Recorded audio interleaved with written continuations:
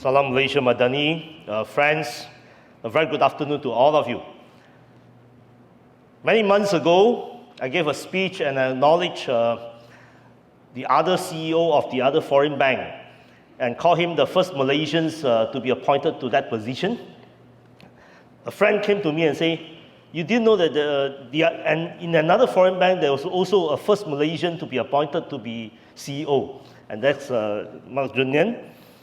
Thank you for inviting me, and thank you for sharing your life story. Now that I know that you have a very illustrious family background. For those who do not know, go check with him later.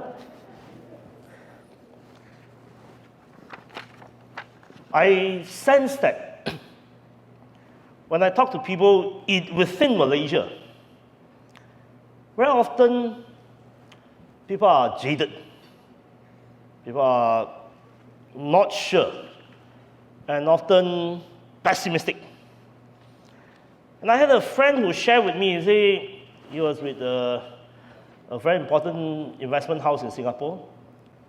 He was wondering why in some of these investment scene, he couldn't understand why Malaysia is not as stable, not perceived as stable as Indonesia when Indonesia is going through an election, whereas Malaysia had elections long ago.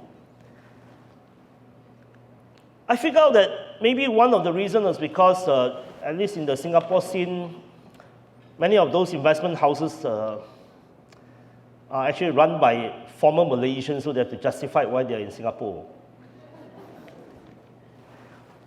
But I feel that at some point, Malaysians perhaps has been disappointed too often. Malaysians have been disappointed too often. Malaysians are in doubt with our own potential, and Malaysians are in doubt in the potential of this country in economics and in many other things. So I coined the word the second takeoff because I look around and there's not many Malaysia around the world. For the longest of time, Malaysia was not needed. Because when China joined WTO in 2001, the world's factory was in China. And Malaysia was already in political turmoil after the 1997 economic crisis and after Anwar was sacked in 1998. So if you are situated in Singapore, Singapore was the financial center, and China was the factory. Nothing much was needed in between. But we are now in a very different world. We are now in a very different world. The world has shifted from just in case to, the world has shifted from just in time to just in case. The world is no longer just talking about efficiency. The world is also talking about de-risking. The world is no longer talking about China as the only factory for the world, but it is about having supply chain resilience.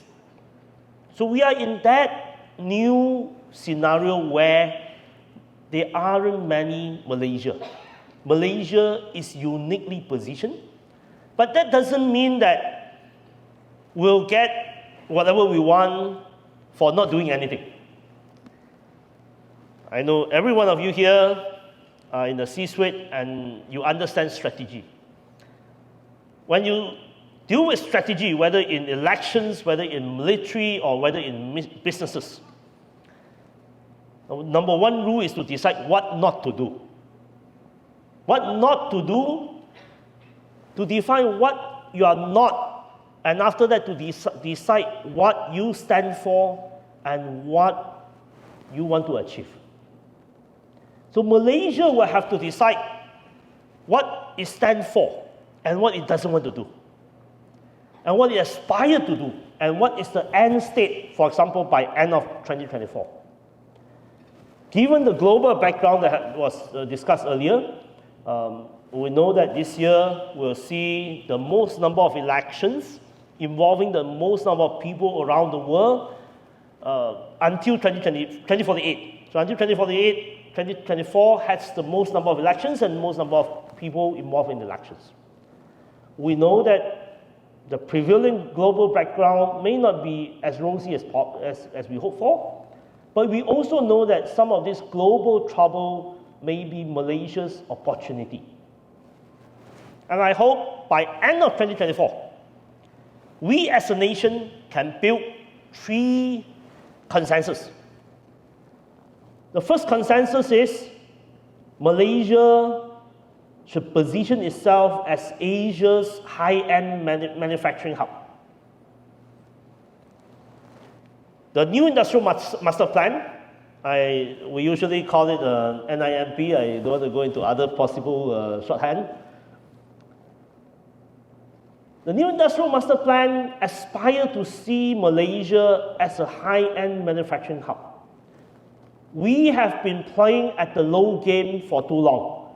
We have been low productivity, low wage, low tech, and that vicious cycle has to be turned into a virtuous cycle. And we have that opportunity because of the global supply chain relocation, and we should seize that opportunity. We should be known as the high-end manufacturing hub in Asia.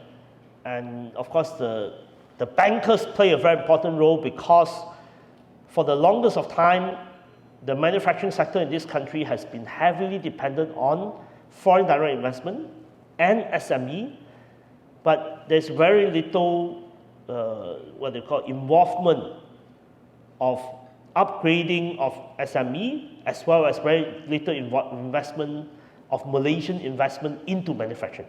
That means we do not integrate the supply chain enough. We are playing the low games while we also have very high-end foreign investment.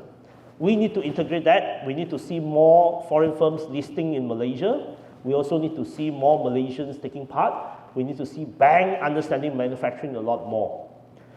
The second thing I hope by the end of 2024, the world, or at least corporate Asia, say corporate China, will recognize that Malaysia is a unique place to be regional headquarters for example, Chinese multinationals.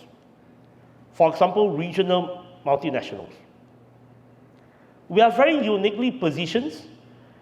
We should see ourselves as near peer to Singapore. We are not as efficient as Singapore. So we offer a discount, but the discount shouldn't be 70%, it should be 30%. And we should see ourselves in that way. You pay 2/3 of Singapore pay, you get any Malaysians who are working in Singapore and they're back.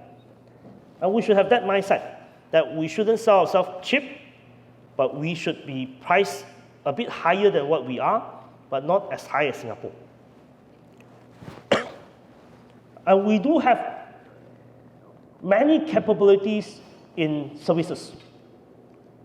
In terms of logistics, we are almost having the same advantages of Singapore.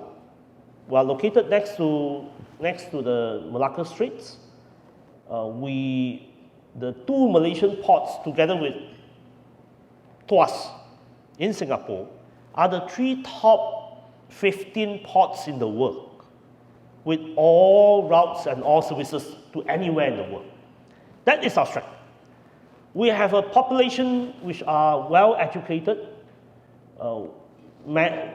could manage multiple languages, and that should be our advantage.